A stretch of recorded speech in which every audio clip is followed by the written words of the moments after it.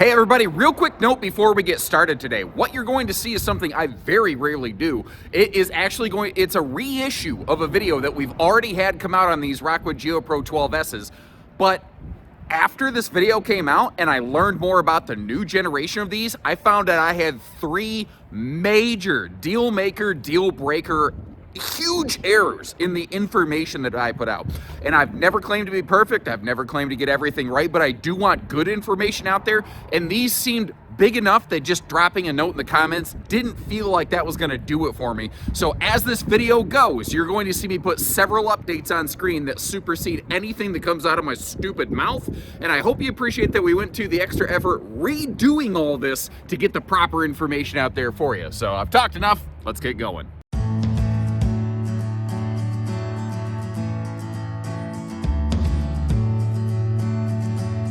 Hey everybody, Josh the RV Nerd of Bish's RV here, kind of getting reacquainted with an old friend. Rockwood and Flagstaff are reissuing their 12 series Geo Pro and E-Pro models. And it's not exactly just a complete reissue. There are some updates and upgrades that are going into these. And overall, I think it's just a little bit smarter execution of what they were doing in the past. So this is a different kind of camper. Like, no bathroom. Let's just get that right out of the way. If you're looking for, a place to sit on the can, man, well, this is not your Huckleberry right here. Instead, what you have, though, is it weighs about 2,000 pounds pretty much on the nose. It weighs only about 2,800 pounds fully loaded. So, like, Jeep Wrangler towable. And that Jeep and minivan towable thing is something that has been almost lost in the RV industry in the last couple of years that you can still take advantage of here. Now, inside, it's just a sofa. That's really all it is. It's a sofa and a little portable Bluetooth speaker. They got rid of the TV that was there in the past. It never quite felt appropriate for this little thing. But that slides open to be a bed. Now, if you're honeymooning, you could probably get by on the one bed. If you're used to a king bed, you ain't gonna like what you get here. There's also some really smart things, like it's hard to stabilize single axles. So they've gone with better stabilizers and basically a built-on wheel chock that'll just hug the tire to keep this thing from rocking and rolling around. 200 watts of factory standard solar, and you're gonna look at it and be like, no air conditioner? Well, there is.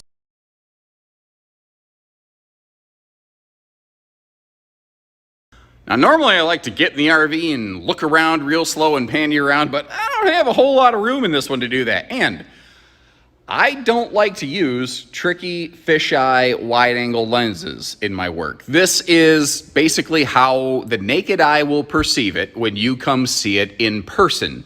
Actually, this is a little bit more zoomed in. It may feel and look a little bit more spacious than what you're seeing here, but this is a better representation of it, as opposed to like, oh boy, look at all the space in here. It's wide angle, blah, blah, blah. Well, that's a bunch of, BS. Now down here, you see this little green light. That is the remote for the inverter.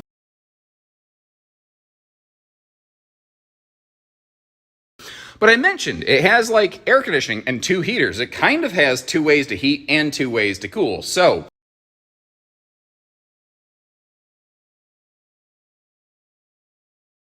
the black box to his right, that is a propane furnace. So if you are camping in the middle of nowhere, you do have, the ability to still keep yourself warm. But if you are camping in the middle of nowhere, and you're not running a generator, the good news is it always comes with that big XL vent fan on top right there, so that if you, you have a 12-volt powered way to kind of cycle some air through the camper.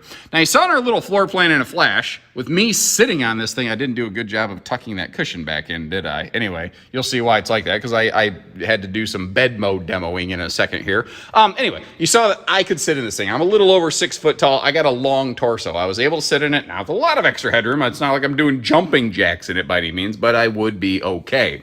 See the pop-up power tower over there? When it's in the down position, it also works like a wireless phone charge pad. But if you notice right here, this is one area I do have to kick you into crazy wide angle lens mode.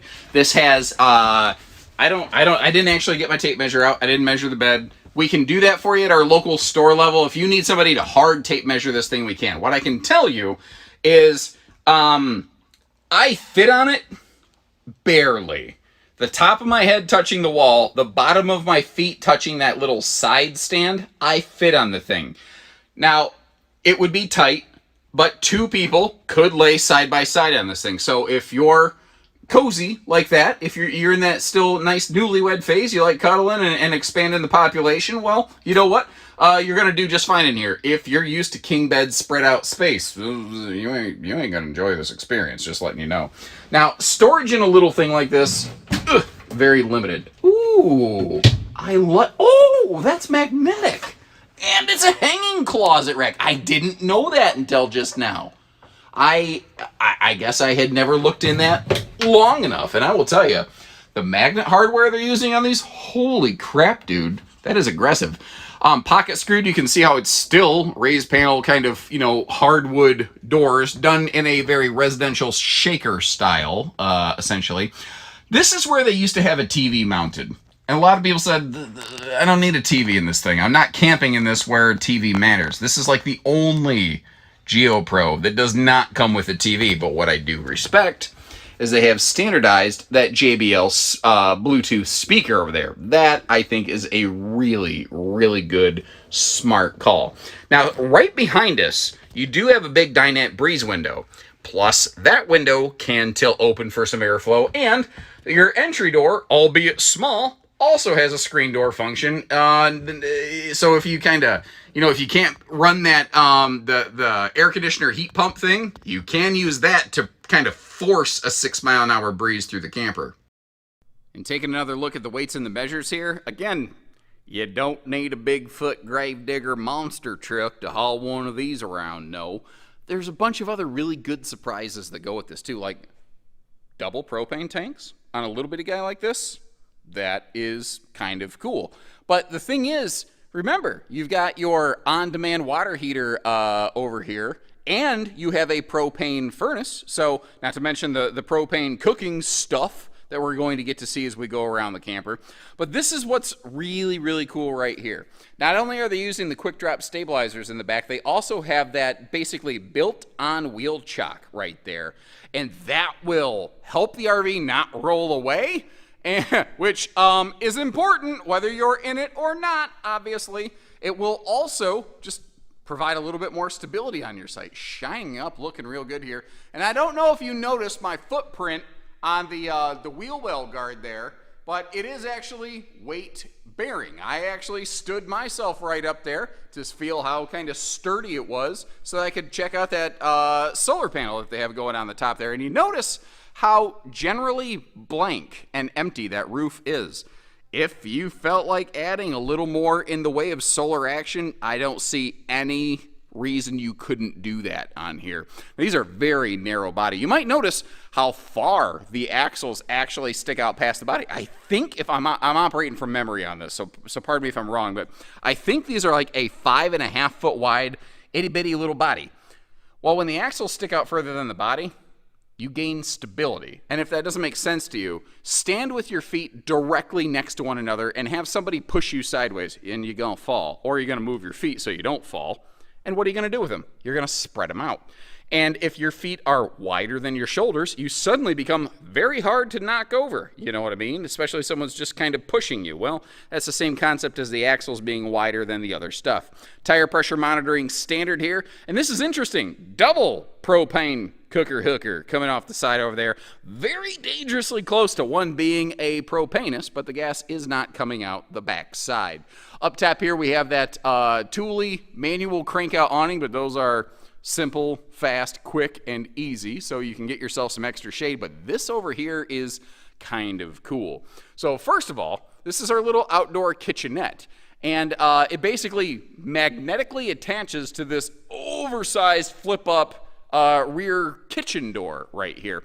And if you're familiar with like the teardrop kind of camping style, a lot of people, what they'll do with rear kitchen teardrops is go get like a screen room and partially put the screen room over the rear kitchen. So they've kind of just sort of built something like that onto the RV. But what's interesting, it does also potentially offer you a little bit of a private space to maybe do a little bit of an outdoor cowboy shower. Now, on that note, I do really want to encourage you to check with your local guidelines, because not every place is okay with you spraying gray water, shower water all over the ground. Some places don't want soaps and things soaking into the ground. So make sure you investigate that first, okay? But remember, with an on-demand water heater, whether you're using that, by the way, you might have noticed you've got the, scorpion tail sink attachment, or almost like a quick release air hose tool thing. You can go into, shower garden sprayer mode up here. Now, convection microwave, if you want to do a little bit of like light duty cookies and biscuits baking, but you're either going to need a generator or you're going to need some park power for that. So that is kind of a little factor to sort of keep in mind right there when you're looking at one of these. But overall, like, I feel like there's maybe still a little bit of room for some improvement here and there. And when you're in a very specific kind of niche style of camping like this, everyone's going to have an opinion. And I respect that. And I'd love to hear from you in the comments section. What are they doing right? And how could they improve? And ain't they just cute as a prom date, small as they are? I'll leave you links, as always, in the video description to check for pricing and availability. And when you're ready, we're ready. Now, I don't know when I'm going to get this video out. Hopefully, we've been able to get some of these in stock. Anything in stock, our website will have pricing on. If we happen to be sold out or don't have any currently or yet, or whatever the case might end up being, call our team. We'll get you figures on something like this. No big deal. Till next time, thanks for tuning in. Take care, stay safe, have fun, and happy camping.